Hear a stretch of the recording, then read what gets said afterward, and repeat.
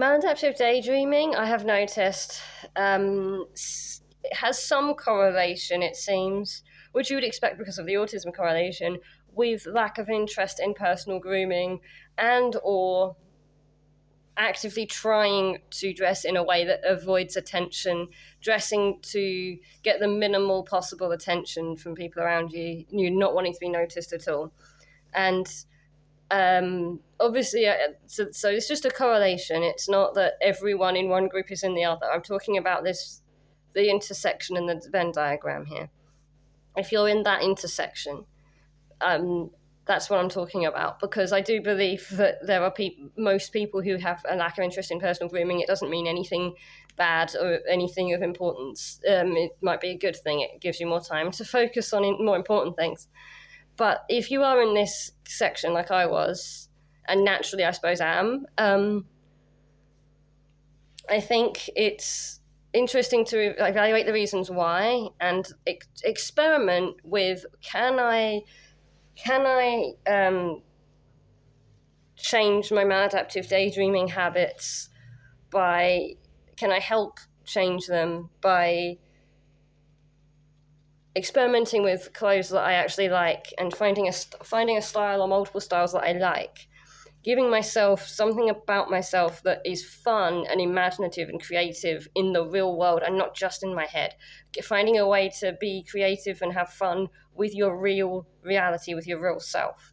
Because when you're a maladaptive daydreamer, regardless of the other separate reasons you don't want to be noticed, because there are multiple reasons, and I had several reasons, and only one of them I think is related to maladaptive daydreaming, and it's this: is when other people notice you, you're forced to notice yourself. Other people acknowledge you exist, you remember that you exist.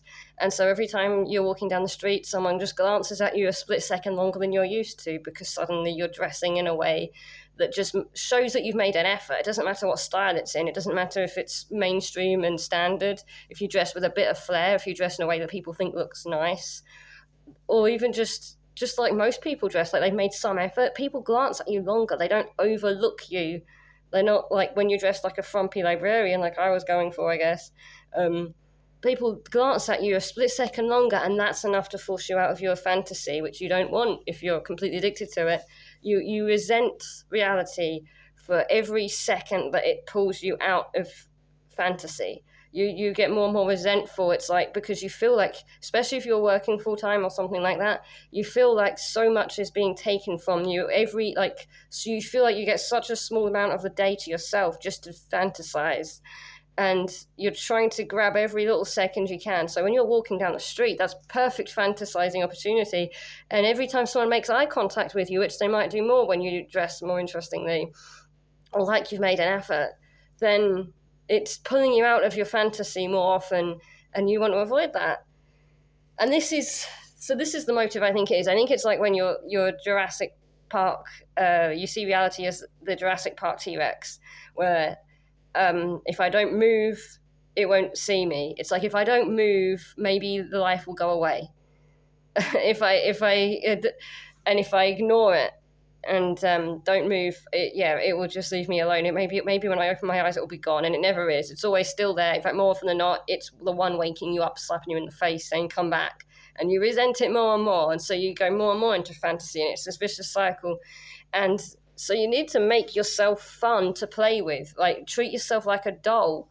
Like it's, which is like how I had to think of it at first, and I still do. Like, it's like, okay, I'm playing dress up with this body, which is mine. I can do whatever I want with it because it's mine. I can dress it up, and that's fun. And I was trying to find a style, and I settled on, in the end, 3 different styles, roughly speaking, and I'm sort of mixing and matching with the clothes I've got, because it's expensive to try and buy every style out there, and I could do that because I like most styles. I get them. I like them on other people. So figuring out what I liked for myself was difficult. So, and where I ended up landing, interestingly, it was about what makes me feel more, which feels more like me.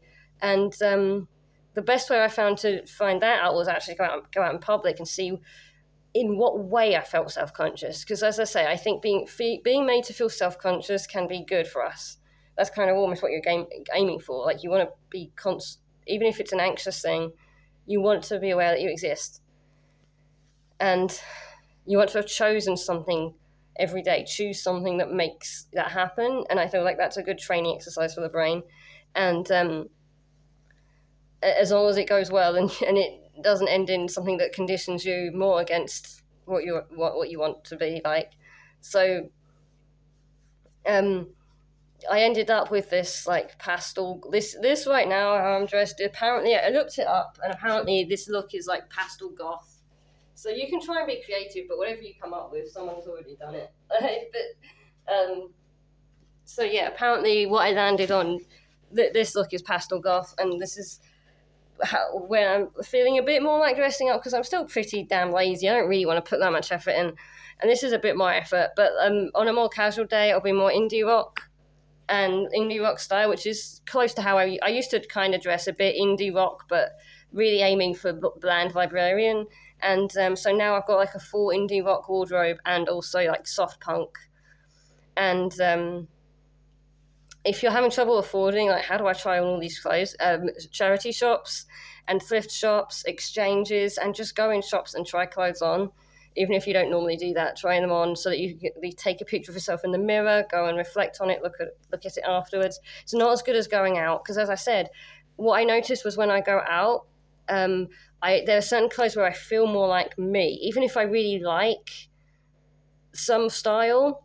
What I noticed was that I was aware that some styles would make me feel like, oh, I think people have an expectation of what kind of person I am, and it's not quite what they're going to get.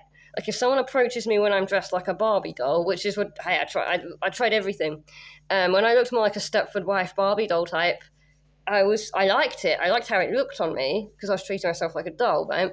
But what I noticed was, if people approach me and I'm dressed like this, they're going to have expectations of what kind of person I am, and they're going to be disappointed if they approach me like, because you're not necessarily, but it's more likely. And I want to attract potential friends towards me who are like more likely to actually have stuff in common with me in terms of sense of humor, in terms of some interests in common, whether it's music or comedy.